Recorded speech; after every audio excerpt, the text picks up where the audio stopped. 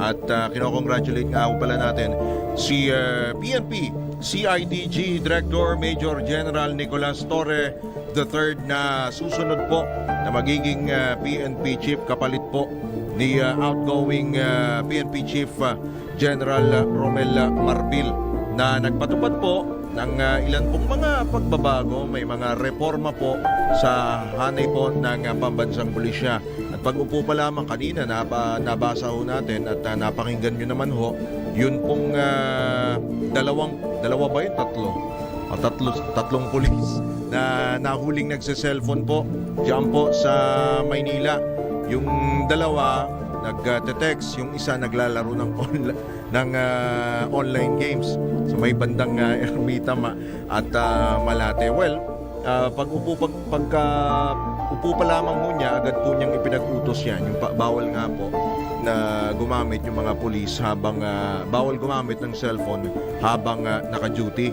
At ipinatupad din po ito pong bloodless approach po sa kampanya kontra illegal na droga.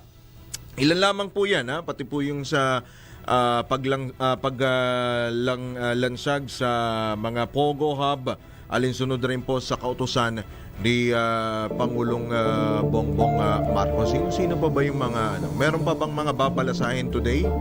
Kasi kahapon si Chairman Prospero Popoy de Vera III. Wala pang announcement. Pero dito sa PNP, sinunod kasi kahapon, di ba?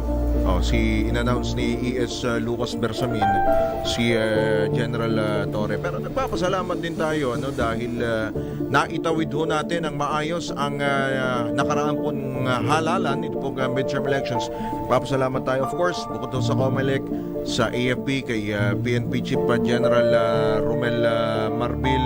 At maraming salamat po dahil po sa inyo pong marami pong mga ipinatupad na reforma at mas naging disiplinado na po ang profesional, tumaas po ang moral ng mga lesbo at naramdaman po ng komunidad na ligtas po ang publiko at syempre dahil po sa pinaigting po na police visibility lalo po dito sa Metro Manila. Kung inyo po makikita, maraming pulis po na naka-deploy diyan po sa mga pangunahin pong lugar, mga matatao pong lugar. At syempre sa kanya pong termino ni General Marbil, ang motto po niya na sa bagong Pilipinas, ang gusto po ng lesbo ay ligtas ka. Yan po ay naging totoo naman po. Samantala